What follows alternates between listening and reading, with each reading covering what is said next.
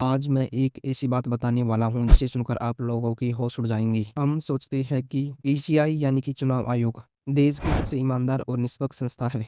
लेकिन दोस्तों, बिहार चुनाव 2025 में जो खेल हुआ है ना, वो देखकर सच में लगता है कि एमसीसी सब पर लागू है लेकिन कुछ पर शायद नहीं। अगर आप लोग एमसीसी के बारे में नहीं जानते तो मैं आप लोगों को बता देता हूँ कि यह चुनाव से संबंधित एक नियम है जिसका पूरा नाम model code of conduct rule है। यह नियम चुनाव के वक्त लागू होता है। इस नियम के लागू हो जाने के बाद सरकार किसी को कोई पैसे नहीं दे सकती और किसी सरकारी योजना के तहत भी कोई पैसे नहीं दे सकती। उन योजनाओं को बंद कर दिया जाता है जब तक ये model code of conduct rule लागू रहता है। लेकिन बिहार की मुख्यमंत्री महिला रोजगार योजना को कैबिनेट अप्रूवल 29 अगस्त 2025 को मिला। इस योजना के तहत प्रत्येक आम महिलाओं को 10,000 रुपए दिए जाने थे। इस योजना की पहली किस्त 26 सितंबर 2025 को जारी हुई। बिहार में 6 अक्टूबर 2025 को एमसीसी यानी चुनाव आचार संहिता लगी। इस नियम के लागू हो जाने के बावजूद भी बिहार में मुख्यमंत्री महिला रोजगार योजना के तहत महिलाओं में रुपए बांटे गए। जब ईसीआई यानी कि चुनाव आयोग से इसके बारे में प्रश्न पूछे गए तब यह तो पुरानी जीविका स्कीम का हिस्सा है, नहीं थोड़ी है। लेकिन यह योजना 40 से 70 दिन पहले ही शुरू की गई थी। यदि आपको इस डाटा पे विश्वास नहीं है तो आप किसी एआई से भी इस डाटा को रीचेक कर सकते हैं। अगर देश का इतिहास देखें तो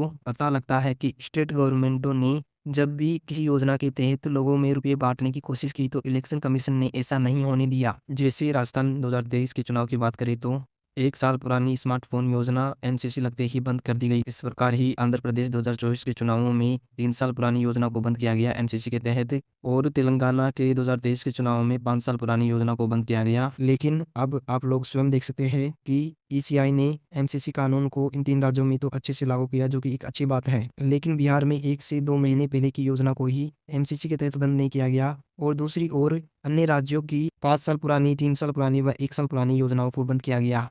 तो दोस्तों, चुनाव आयोग कर क्या रहा है? कहीं पर एमसीसी को अच्छे से लागू कर रहा है, कहीं पर नहीं। आप अपने विचार कमेंट में बताइए।